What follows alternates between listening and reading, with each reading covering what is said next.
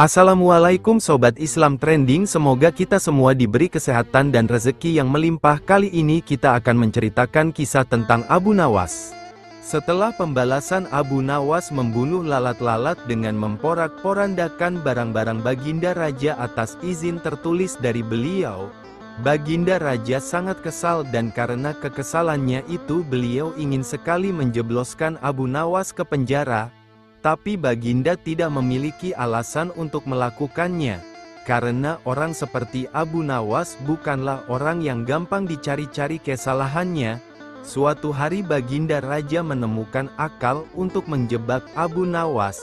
Baginda berpikir pasti kali ini akan berhasil menghukum Abu Nawas. Baginda Raja merencanakan sebuah perburuan di hutan dan mengajak serta Abu Nawas. Mendengar ajakan Baginda Raja untuk berburu, hati Abu Nawas merasai gelisah, karena ia sangat takut pada beruang. Namun ia tidak berani menolak ajakan Baginda Raja yang akan menghukum orang yang melawan perintahnya. Hari yang direncanakan telah tiba. Cuaca pada hari itu sangat cerah. Baginda Raja dan pengawal kerajaan beserta Abu Nawas di dalamnya segera berangkat menuju hutan menunggangi kuda. Ketika masih dalam perjalanan, tiba-tiba cuaca menjadi mendung. Baginda Raja kemudian memanggil Abu Nawas untuk menghadapnya. Baginda Raja berkata kepada Abu Nawas, "Wahai Abu Nawas, tahukan engkau alasan aku memanggilmu?" Tanya Baginda. "Ampun Baginda Raja, hamba belum mengetahuinya," jawab Abu Nawas. Baginda Raja kemudian kembali menyambung perkataannya, "Cuaca tiba-tiba mendung, mungkin akan segera turun hujan dan hutan masih amat jauh, sedang kita harus berkumpul di tempat peristirahatan pada waktu makan siang. Engkau akan kuberi seekor kuda yang lamban, aku dan para pengawalku akan menunggang kuda yang cepat. Tapi bila hujan turun kita harus bisa menghindari agar pakaian kita tidak basah. Kita harus melakukan dengan cara kita sendiri. Sekarang mari kita berpencar," titah Raja kepada Abu Nawas. Abu Nawas pun segera menunggangi kuda yang lamban dan ia tertinggal di belakang. Abu Nawas merasa kecewa. Namun ia sudah menyadari jika Baginda Raja ingin menjebaknya dengan mencari-cari kesalahannya. Sebab jika ia tidak bisa melaksanakan titah Baginda maka ia akan mendapatkan hukuman. Mungkin ia akan dijebloskan ke penjara, karena itulah alasan Baginda Raja mengajaknya. Mungkin untuk pembalasan atas penghancuran barang-barang Baginda yang ia lakukan, pikirnya. Hujan tiba-tiba turun, Baginda Raja dan pengawalnya segera memacu kuda mereka yang cepat menuju tempat berteduh sementara. Namun hujan yang begitu lebat tidak bisa dihindari. Mereka sudah lebih dulu basah kuyup sebelum tiba di tempat berteduh. Akhirnya ketika waktu makan siang tiba, berangkatlah Baginda Raja dan pengawalnya untuk makan siang menuju tempat peristirahatan mereka dengan pakaian yang masih basah. Akan tetapi belum lama mereka sampai di sana menyusullah Abu Nawas dengan kuda lambannya. Baginda Raja dan pengawalnya dibuat bingung melihat Abu Nawas yang menyusul begitu cepat dan dengan pakaian yang masih kering. Mereka heran atas hal yang mereka anggap mustahil, tapi bisa dilakukan Abu Nawas. Pada hari berikutnya Baginda Raja memberikan Abu Nawas seekor kuda yang cepat larinya, sedang beliau beserta pengawalnya menunggangi kuda yang lamban. Setelah mereka berpencar, cuaca pun tiba-tiba menjadi mendung dan hujan segera turun. Baginda Raja dan pengawalnya basah kuyup, tidak bisa menghindari hujan karena kuda tunggangan mereka sangat lamban. Abu Nawas segera memacu kudanya cepatnya menuju tempat peristirahatan dan ia lebih dulu sampai di sana dari rombongan Baginda Raja. Ketika Baginda dan pengawalnya tiba dengan pakaian yang masih basah, mereka pun semakin bingung dan penasaran melihat Abu Nawas yang masih kering bajunya. Baginda Raja yang sudah sangat penasaran langsung bertanya kepada Abu Nawas, "Wahai Abu Nawas, aku sangat penasaran bagaimana kamu bisa menghindari hujan. Sebab meski kita terpencar ketika hujan datang, kita masih sama-sama dalam perjalanan, dan engkau sama sekali tidak basah. Begitu juga ketika kami menunggangi kuda yang cepat, akan tetapi kami tetap tidak bisa mencapai tempat berteduh. Apalagi dengan tunggangan yang lamban ini tentu saja akan membuat kami kebasahan. Abu Nawas tersenyum mendengar pertanyaan Baginda yang sudah sangat penasaran padanya. Ia lalu menjawab, "Mudah sekali Baginda Raja, hamba sebenarnya tidak menghindar dari hujan, tapi ketika hujan datang hamba cepat-cepat membuka pakaian dan melipatnya, kemudian hamba langsung mendudukinya sehingga pakaian hamba tetap kering. Dan ketika hujan berhenti hamba kemudian memakainya lagi."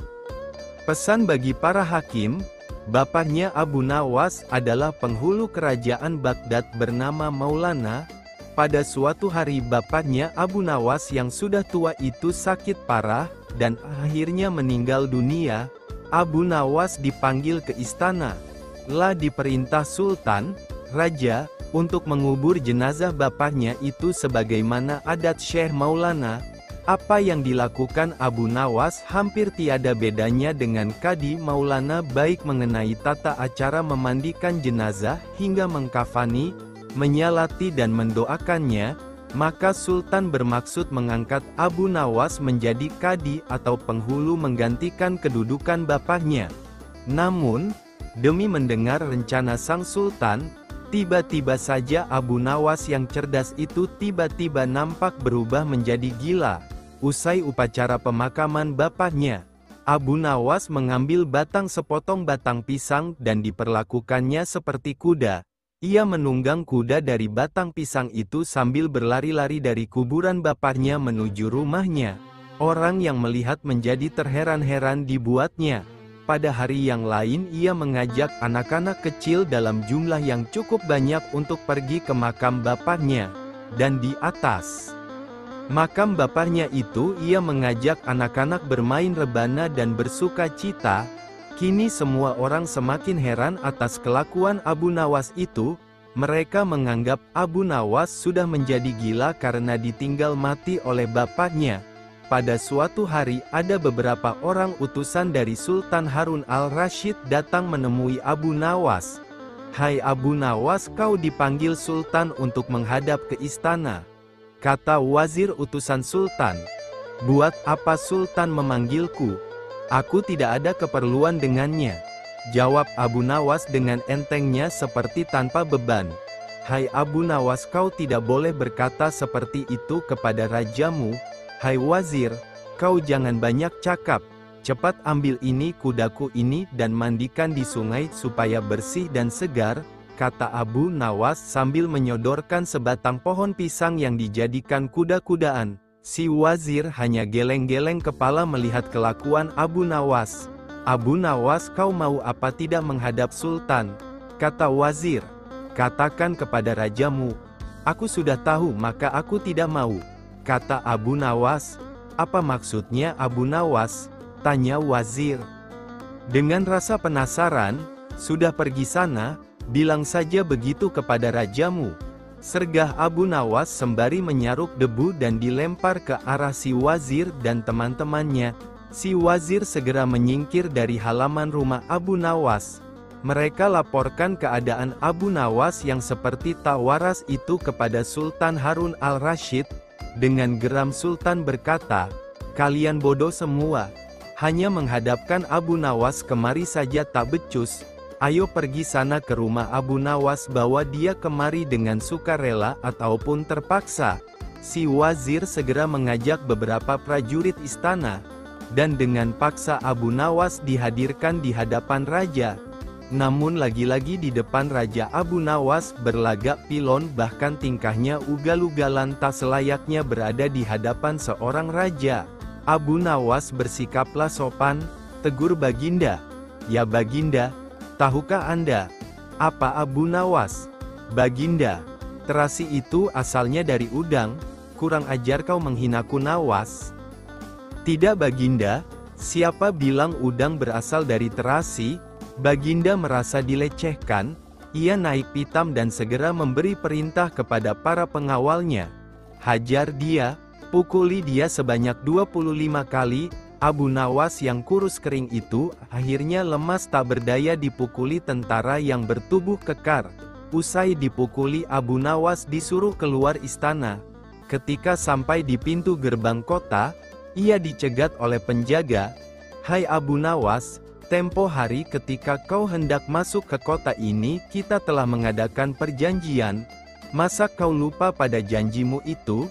Jika engkau diberi hadiah oleh Baginda, maka engkau berkata, 'Aku bagi 2, engkau 1 bagian, aku 1 bagian.' Nah, sekarang mana bagianku itu, hai penjaga pintu gerbang? Apakah kau benar-benar menginginkan hadiah Baginda yang diberikan kepadaku tadi?" "Lia, tentu itu kan sudah merupakan perjanjian kita." "Baik, aku berikan semuanya, bukan hanya 1 bagian." "Wah, ternyata kau baik hati Abu Nawas. Memang harusnya begitu, kau kan sudah sering menerima hadiah dari Baginda." Tanpa banyak cakap lagi, Abu Nawas mengambil sebatang kayu yang agak besar lalu orang itu dipukulinya sebanyak 25 kali. Tentu saja orang itu menjerit-jerit kesakitan dan menganggap Abu Nawas telah menjadi gila.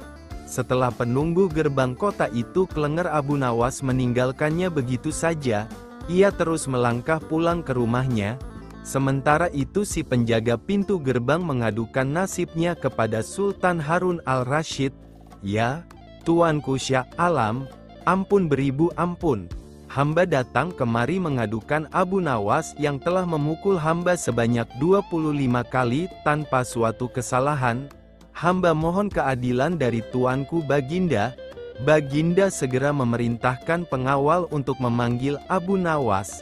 Setelah Abu Nawas berada di hadapan Baginda, ia ditanya, "Hai Abu Nawas, benarkah kau telah memukuli penunggu pintu gerbang kota ini sebanyak 25 kali pukulan?"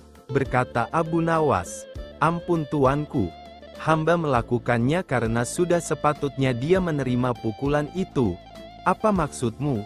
Coba kau jelaskan sebab musababnya kau memukuli orang itu?" tanya Baginda. "Tuanku," kata Abu Nawas, "hamba dan penunggu pintu gerbang ini telah mengadakan perjanjian bahwa jika hamba diberi hadiah oleh Baginda maka hadiah tersebut akan dibagi 2. 1 bagian untuknya, 1 bagian untuk saya. Nah, pagi tadi hamba menerima hadiah 25 kali pukulan. Maka saya berikan pula hadiah 25 kali pukulan kepadanya. Hai penunggu pintu gerbang, benarkah kau telah mengadakan perjanjian seperti itu dengan Abu Nawas?" tanya Baginda. "Benar Tuanku," jawab penunggu pintu gerbang. "Tapi hamba tiada mengira jika Baginda memberikan hadiah pukulan." "Hahaha, dasar tukang peras, sekarang kena batunya kau," sahut Baginda. "Abu Nawas tiada bersalah. Bahkan sekarang aku tahu bahwa penjaga pintu gerbang kota Baghdad adalah orang yang suka narget, suka memeras orang. Kalau kau tidak merubah kelakuan burukmu itu, sungguh aku akan memecat dan menghukum kamu." "Ampun Tuanku," sahut penjaga pintu gerbang dengan gemetar. Abu Nawas berkata, "Tuanku, hamba sudah lelah, sudah mau istirahat, tiba-tiba diwajibkan hadir di tempat ini. Padahal hamba tiada bersalah. Hamba mohon ganti rugi, sebab jatah waktu istirahat hamba sudah hilang karena panggilan Tuanku. Padahal besok hamba harus mencari nafkah untuk keluarga hamba." Sejenak Baginda melengak, terkejut atas protes Abu Nawas, namun tiba-tiba tertawa terbahak-bahak. "Hahaha, jangan khawatir Abu Nawas." Baginda kemudian memerintahkan bendahara kerajaan memberikan sekantong uang perak kepada Abu Nawas. Abu Nawas pun pulang dengan hati gembira. Tetapi sesampai di rumahnya, Abu Nawas masih bersikap aneh dan bahkan semakin nyentrik seperti orang gila sungguhan. Pada suatu hari Raja Harun al-Rasyid mengadakan rapat dengan para menterinya. "Apa pendapat kalian mengenai Abu Nawas yang hendak kuangkat sebagai kadi, wazir atau perdana menteri?" berkata, "Melihat keadaan Abu Nawas yang semakin parah otaknya, maka sebaiknya Tuanku mengangkat orang lain saja menjadi kadi." Menteri-menteri yang lain juga mengutarakan pendapat yang sama. "Tuanku, Abu Nawas telah menjadi gila, karena itu dia tak layak menjadi kadi." "Baiklah, kita tunggu dulu sampai 21 hari, karena bapaknya baru saja mati. Jika tidak sembuh-sembuh juga bolehlah kita mencari kadi yang lain saja. Setelah lewat 1 bulan Abu Nawas masih dianggap gila, maka Sultan Harun al-Rasyid mengangkat orang lain menjadi kadi atau penghulu kerajaan Baghdad. Konon dalam sesuatu pertemuan besar ada seseorang bernama Polan yang sejak lama berambisi menjadi kadi, mempengaruhi orang-orang di sekitar Baginda untuk menyetujui jika ia diangkat menjadi kadi. Maka tatkala ia mengajukan dirinya menjadi kadi kepada Baginda, maka dengan mudah Baginda menyetujuinya. Begitu mendengar Polan diangkat menjadi kadi, maka Abu Nawas mengucapkan syukur kepada Tuhan. Alhamdulillah, aku telah terlepas dari balak yang mengerikan. Tapi, sayang sekali kenapa harus Polan yang menjadi kadi? Kenapa tidak yang lain saja? Mengapa Abu Nawas bersikap seperti orang gila? Ceritanya begini. Pada suatu hari ketika ayahnya sakit parah dan hendak meninggal dunia, ia panggil Abu Nawas untuk menghadap. Abu Nawas pun datang mendapati bapaknya yang sudah lemah lunglai. Berkata bapaknya, "Hai anakku, aku sudah hampir mati. Sekarang ciumlah telinga kanan dan telinga kiriku." Abu Nawas segera menuruti permintaan terakhir bapaknya. Cium telinga kanan bapaknya, ternyata berbau harum, sedangkan yang sebelah kiri berbau sangat busuk. "Bagaimana anakku, sudah kau cium?" "Benar bapak, ceritakan dengan sejujurnya, baunya kedua telingaku ini." "Aduh pak, sungguh mengherankan, telinga bapak yang sebelah kanan berbau harum sekali. Tapi, yang sebelah kiri kok baunya amat busuk." "Hai anakku Abu Nawas, tahukah apa sebabnya bisa terjadi begini?" "Wahai bapakku, cobalah ceritakan kepada anakmu ini," berkata Syekh Maulana. "Pada suatu hari datang 2 orang mengadukan masalahnya kepadaku. Yang seorang aku dengarkan keluhannya. Tapi yang seorang lagi karena aku tak suka maka tak ku dengar pengaduannya. Inilah resiko menjadi kadi, penghulu. Jika kelak kau suka menjadi kadi maka kau akan mengalami hal yang sama. Namun jika kau tidak suka menjadi kadi maka buatlah alasan yang masuk akal agar kau tidak dipilih sebagai kadi oleh Sultan Harun al-Rasyid. Tapi tak bisa tidak, Sultan Harun al-Rasyid pastilah tetap memilihmu sebagai kadi." Itulah sebabnya Abu Nawas pura-pura menjadi gila, hanya untuk menghindarkan diri agar tidak diangkat menjadi kadi. Seorang kadi atau penghulu pada masa itu kedudukannya seperti hakim yang memutus suatu perkara. Walaupun Abu Nawas tidak menjadi kadi, namun dia sering diajak konsultasi oleh sang raja untuk memutus suatu perkara. Bahkan ia kerap kali dipaksa datang ke istana hanya sekedar untuk menjawab pertanyaan baginda raja yang aneh-aneh dan tidak masuk akal. Minta tolong pada lalat. Kisah Abu Nawas yang minta tolong pada lalat. Abu Nawas hanya tertunduk lesu dan sedih ketika mendengarkan penuturan istrinya. Tadi pagi beberapa pekerja dari kerajaan telah membongkar rumahnya dan mereka terus menggali tanpa bisa dicegah lagi. Mereka mengatakan bahwa tadi malam Baginda Raja bermimpi kalau di bawah rumah Abu Nawas terpendam emas dan permata yang tak ternilai harganya.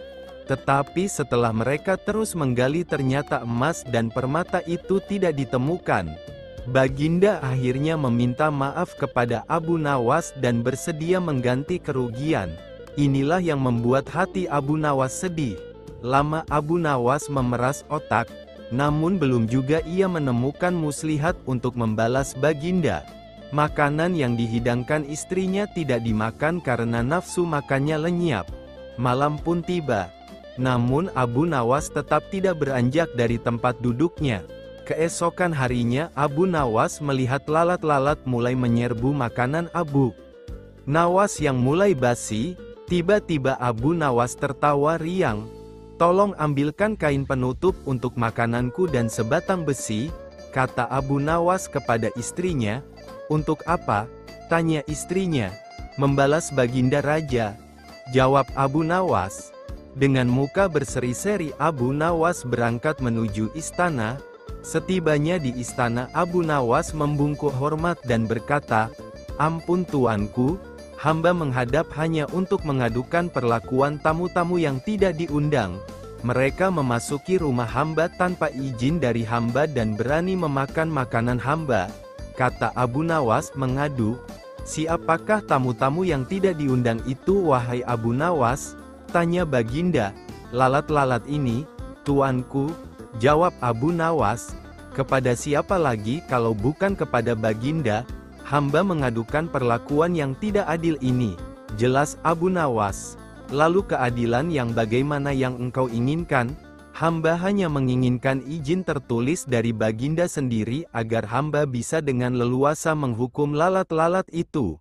Baginda Raja tidak bisa menolak permintaan Abu Nawas karena pada saat itu para menteri sedang berkumpul di istana, maka dengan sangat terpaksa Baginda membuat surat izin yang isinya memperkenankan Abu Nawas memukul lalat-lalat itu dimanapun mereka hinggap. Tanpa menunggu perintah, Abu Nawas mulai mengusir lalat-lalat di piringnya hingga mereka terbang dan hinggap di sana-sini. Dengan tongkat besi yang sudah dibawanya sejak tadi, Abu Nawas mulai mengejar dan memukuli lalat-lalat itu. Bahkan di kaca, Abu Nawas dengan leluasa memukul kaca itu hingga hancur. Kemudian vas bunga yang indah, kemudian patung hias sehingga sebagian dari istana dan perabotannya remuk diterjang tongkat besi Abu Nawas. Bahkan Abu Nawas tidak merasa malu memukul lalat yang hinggap di tempayan Baginda Raja. Baginda Raja tidak bisa berbuat apa-apa kecuali menyadari kekeliruan yang telah dilakukan terhadap Abu Nawas dan keluarganya. Dan setelah merasa puas, Abu Nawas mohon diri. Barang-barang kesayangan Baginda banyak yang hancur dan bukan itu saja, Baginda juga menanggung rasa malu. Abu Nawas pulang dengan perasaan lega. Istrinya pasti sedang menunggu di rumah untuk mendengarkan cerita apa saja yang dibawa dari istana. Pelajaran yang bisa kita petik dari kisah Abu Nawas kali ini adalah bahwa kita harus selalu minta izin jika bertamu ke rumah orang. Jangan main selonong saja dan jangan mentang-mentang memiliki kekuasaan yang tinggi. Kelakuan Abu Nawas biar dianggap konsisten oleh Baginda Raja. Suatu hari Abu Nawas datang ke istana, tanpa diundang Baginda Harun ar-Rasyid. "Kebetulan kamu datang Abu, saya memang sudah kangen denganmu," kata Baginda tanpa basa-basi. Abu Nawas menjadi senang bukan kepalang. Baginda makin bersahabat saja belakangan ini. "Apa yang mesti hamba lakukan, Baginda?" tanya Abu Nawas. "Tidak ada," sergah Baginda. "Sebentar," ujar Baginda lalu beranjak dari tempat duduknya. Begitu kembali, Baginda sudah berganti pakaian lebih bersahaja. "Layaknya rakyat biasa, saya kepingin ke rumahmu," titah Baginda. Asyiknya, Baginda tidak mau dikawal siapapun. "Untuk apa Baginda ke rumah hamba?" tanya Abu Nawas heran. "Lah pantas kaget dan serba salah. Soalnya, rumah Abu Nawas sedang berantakan. Istrinya pun tak ada di rumah. Lalu siapa nanti yang menyiapkan hidangan untuk Baginda?" Abu Nawas jelas kebingungan. "Pokoknya saya mau ke rumahmu," ujar Baginda dengan suara ditekan. Karena Baginda memaksa, maka Abu Nawas pun mengalah. Mereka berdua pun berjalan kaki menuju rumah Abu Nawas, yang jaraknya tak begitu jauh. Sesampai di rumah, Baginda tak menyangka rumah Abu Nawas sangat sederhana. "Tak ada barang berharga di rumah itu, kamu sendiri?" tanya Baginda. "Iya, Paduka," jawabnya. "Istri hamba sedang menjenguk orang tuanya," lanjutnya. "Kebetulan, saya ingin belajar tentang kebijaksanaan hidup dari dirimu," kata Baginda. Sampai di sini Abu Nawas belum paham maksud Baginda. Berpikir sejenak, Abu Nawas menyadari permintaan Baginda tidak mungkin bisa ditolak. Akhirnya ia pun menurut saja, dengan syarat bahwa kebijaksanaan hanya bisa dipelajari dengan praktik. Baginda pun tak keberatan menemani Abu Nawas dan melihat perilakunya. Malam itu Baginda tidak kembali ke istana. La berencana menginap di rumah Abu Nawas. Abu Nawas menggosok kayu membuat api. Api kecil itu ditiup-tiupnya. Mengapa api itu kau tiup? Tanya sang baginda. Agar lebih panas dan lebih besar apinya, jawab Abu Nawas. Setelah api besar, Abu Nawas memasak sop. Sop menjadi panas. Abu Nawas menuangkannya ke dalam 2 mangkok. La mengambil mangkoknya, kemudian meniup-niup sopnya. Mengapa sop itu kau tiup? Tanya baginda lagi. Agar lebih dingin dan enak dimakan. Jawab Abu Nawas. Ah, aku rasa aku tidak jadi belajar darimu. Ketus baginda, mengagetkan Abu Nawas. Engkau tidak bisa konsisten dengan pengetahuanmu. Lanjut baginda diiringi senyum kecut Abu Nawas. Malam itu juga baginda pulang ke istana diantar Abu Nawas. Di perjalanan keduanya bicara tentang berbagai hal. Berapa umurmu, Abu? 40 tahun, jawab Abu Nawas. Tapi beberapa tahun yang lalu, kau menyebut angka yang sama. Hamba konsisten. Gara-gara mimpi, Baginda Raja mengusir Abu Nawas. Mimpi buruk yang dialami Baginda Raja Harun al-Rasyid tadi malam menyebabkan Abu Nawas diusir dari negeri Baghdad. Abu Nawas tidak berdaya. Bagaimanapun ia harus segera menyingkir meninggalkan negeri Baghdad hanya karena mimpi. Masih jelas terngiang-ngiang kata-kata Baginda Raja di telinga Abu Nawas. Tadi malam aku bermimpi bertemu dengan seorang laki-laki tua. La mengenakan jubah putih. La berkata bahwa negerinya akan ditimpa bencana bila orang yang bernama Abu Nawas masih tetap tinggal di negeri ini. La harus diusir dari negeri ini sebab orang itu membawa kesialan. La boleh kembali ke negerinya dengan syarat tidak boleh dengan berjalan kaki, berlari, merangkak, melompat-lompat dan menunggang keledai atau binatang tunggangan yang lain. Dengan bekal yang diperkirakan cukup, Abu Nawas mulai meninggalkan rumah. Istri Abu Nawas hanya bisa mengiringi kepergian suaminya dengan deraian air mata. Sudah 2 hari penuh Abu Nawas mengendarai keledainya. Bekal yang dibawanya mulai menipis. Abu Nawas tidak terlalu meresapi pengusiran dirinya dengan kesedihan yang terlalu mendalam. Sebaliknya Abu Nawas merasa bertambah yakin bahwa Tuhan Yang Maha Perkasa akan segera menolong keluar dari kesulitan yang sedang melilit pikirannya. Bukankah tiada seorang teman pun yang lebih baik daripada Allah SWT dalam saat-saat seperti itu? Setelah beberapa hari Abu Nawas berada di negeri orang, ia mulai diserang rasa rindu yang menyayat-nyayat hatinya yang paling dalam. Rasa rindu itu makin lama makin menderu-deru, sulit untuk dibendung. Memang, tak ada jalan keluar yang lebih baik daripada berpikir. Tetapi dengan akal, apakah ia harus melepaskan diri? Begitu tanya Abu Nawas dalam hati. Apakah aku akan meminta bantuan orang lain dengan cara menggendongku dari negeri ini sampai ke istana Baginda? Tidak, tidak akan ada seorang pun yang sanggup melakukannya. Aku harus bisa menolong diriku sendiri tanpa melibatkan orang lain. Pada hari ke-19 Abu Nawas menemukan cara lain yang tidak termasuk larangan Baginda Raja Harun al-Rasyid. Setelah segala sesuatunya dipersiapkan, Abu Nawas berangkat menuju ke negerinya sendiri. Perasaan rindu dan senang menggumpal menjadi satu. Kerinduan yang selama ini melecut-lecut semakin menggila karena Abu Nawas tahu sudah semakin dekat dengan kampung halaman. Mengetahui Abu Nawas bisa pulang kembali, penduduk negeri gembira. Desas-desus tentang kembalinya Abu Nawas segera menyebar secepat bau semerbak bunga yang menyerbu hidung. Kabar kepulangan Abu Nawas juga sampai ke telinga Baginda Harun al-Rasyid.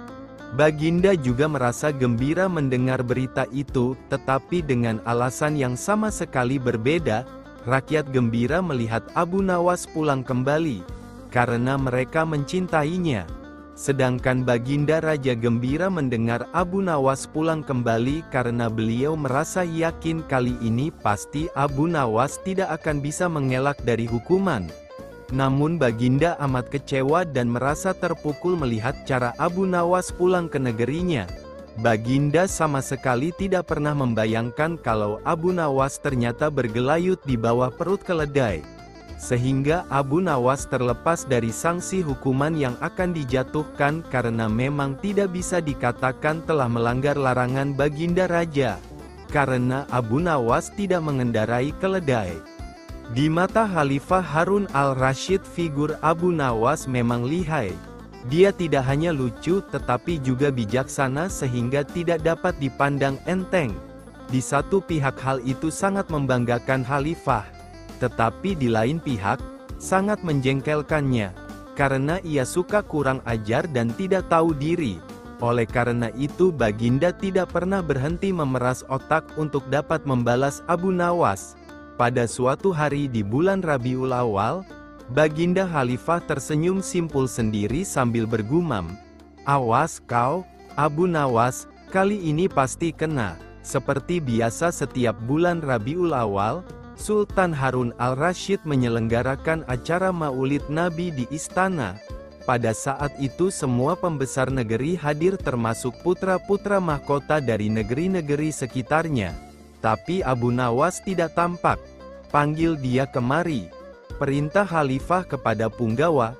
Setelah Abu Nawas datang menghadap, dimulailah acara hari itu.